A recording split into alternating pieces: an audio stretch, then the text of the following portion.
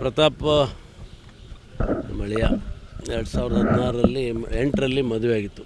ಕತ್ಲಗಿರಿಯವರು ನಮ್ಮ ಮೊದಲನೇ ಮಗಳಿಗೆ ಸೌಮ್ಯ ಕೊಟ್ಟು ಮದುವೆ ಮಾಡಿ ಅಲ್ಲಿ ನಮ್ಮ ಜೊತೆಗೆ ಇದ್ದರು. ಅವರೇ ಎಲ್ಲ ನಮ್ಮ ಹೊಲ ಮನೆ ನೋಡ್ಕೊಳೋದು ಮಂತೆನೆಲ್ಲ ಅವರು ನೋಡ್ತಾಯಿದ್ರು.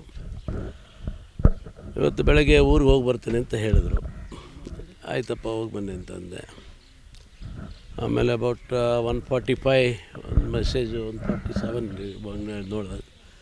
ಅವರ ಬ್ರದರ್ ಪ್ರಭುದೇವ್ ಫೋನ್ ಮಾಡಿದರು. ಪ್ರತಾಪ್ ಏನೋ ಸಿಕ್ನಾ ನಿಮಗೆ, ಎಲ್ಲಿದ್ದಾರೆ ಏನು ಅಂತ ಕೇಳಿದ್ರು. ಗೊತ್ತಿಲ್ಲಪ್ಪ, ಊರಿಗೆ ಹೋಗ್ತೀನಿ ಅಂತ ಹೇಳಿದರು ಅಂತ ಹೇಳಿದೆ. ನೋಡಿ ಈಗೇನೋ ಗುಳಿಗೆ ತೊಗೊಂಡಿದ್ದಾನೆ ಅಂತ ಸುದ್ದಿ ಇದೆ, ಸ್ವಿಚ್ ಆಫ್ ಮಾಡಿದ್ದಾನೆ, ನೀವು ಸ್ವಲ್ಪ ಇದನ್ನೆಲ್ಲ ಟ್ರ್ಯಾಕ್ ಮಾಡಿಸಿ ಅಂತ ಹೇಳಿದರು. ಆಮೇಲೆ ನಾನು ಮಾಡಿದೆ, ರೀಚ್ ಆಗಲಿಲ್ಲ. ಆಮೇಲೆ ದಾವಣಗೆರೆ ರೂರಲ್ DSP ಅವರಿಗೆ ಫೋನ್ ಮಾಡಿದೆ. ಫೋನ್ ನಂಬರೆಲ್ಲ ಕೇಳಿದ್ರು, ಕೊಟ್ಟರೆ ಅವರಿಗೆ.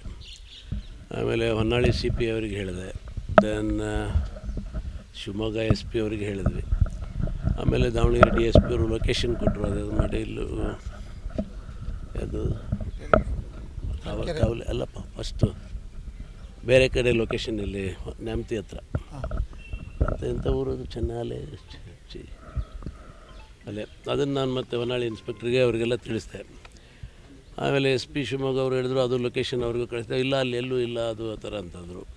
ಆಮೇಲೆ ಫೋನ್ ಅವ್ರು ಸಿಕ್ತು, ಪ್ರತಾಪನ ಫೋನ್ ಸಿಕ್ತು. ಮಾತಾಡೋದು ಮಾಡಿದಾಗ ಆಲ್ಮೋಸ್ಟ್ ಒಂಥರ ಫುಲ್ ಇದರಲ್ಲಿದ್ದವ್ರಿ, ರೋಜಿ. ಆಮೇಲೆ ವಾಮಿಟ್ ಮಾಡ್ಕೊಳೋದೆಲ್ಲ. ಎಲ್ಲಿದೆಯಪ್ಪ, ಏನು? ಹೊನ್ನಾಳಿ ಮಲೆಬೆನ್ನೂರು ರೋಡಲ್ಲಿದ್ದೀನಿ.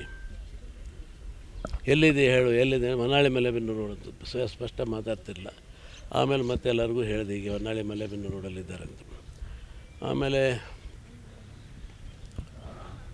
ಗೊತ್ತಾಯಿತು ಅಲ್ಲಿ ಸಿಕ್ಕರು ಅಂತ. ಪ್ರಭು ಕೂಡ ಅವ್ರ ಬ್ರದರ್ ಹುಡ್ಕಾಕತ್ತಿದ್ರು. ತಗೊಂಬಂದು ಅವರು ಹಾಸ್ಪಿಟ್ಲಿಗೆ ಅಡ್ಮಿಟ್ ಮಾಡೋದಂತೆ. ಇಮಿಡಿಯೇಟ್ಲಿ ಹೊನ್ನಾಳಿ ಆಸ್ಪತ್ರೆಗೆ ನಾನು ಮಾತಾಡಿದೆ.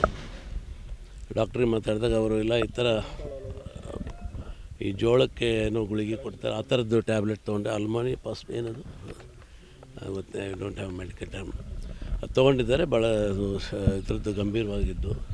ಹೇಳಿದೆ, ನೀವು ಟ್ರೀಟ್ ಮಾಡೋದಾದ್ರೆ ಮಾಡಿ, ಇಲ್ಲ ಆಗಲ್ಲ ಅಂದರೆ ಫಸ್ಟ್ ಏಡ್ ಕೊಟ್ಟು ಶಿಫ್ಟ್ ಮಾಡೋದಾದ್ರೆ ಬೇರೆ ದಾವಣಗೆರೆಗೆ ಮಾಡಿಬಿಡಿ ಅಂದೆ.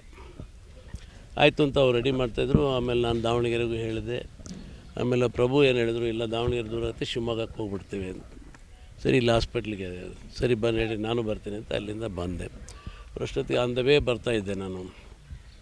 ಬಹುತೇಕ ಶಿವಕಾರಿಪುರ ಥರದ್ದು ಒಂದು 10 ಕಿಲೋಮೀಟ್ರ್ ಬಂದಾಗ ಫೋನ್ ಮಾಡಿದೆ. ಇಲ್ಲ, ಬರೋಷ್ಟೊತ್ತಿಗೆ ಹೋಗ್ಬಿಟ್ಟಿದ್ದಾನೆ. ಇಷ್ಟಾಗಿದೆ.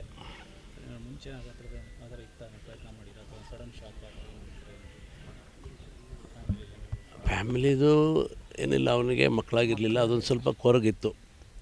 ಅದಕ್ಕೆ ರೀಸೆಂಟಾಗಿ ಬೆಂಗಳೂರಿಗೆ ಬಂದಾಗ ಒಬ್ಬ ಲಾಯರ್ನೂ ಕನ್ಸಲ್ಟ್ ಮಾಡಿದ್ರು, ಸರಗೋಮಿ ಮಾಡಿಸ್ಬೇಕು, ಅದೇನು ಮಾಡಬೇಕು ಅಂತೇಳಿ.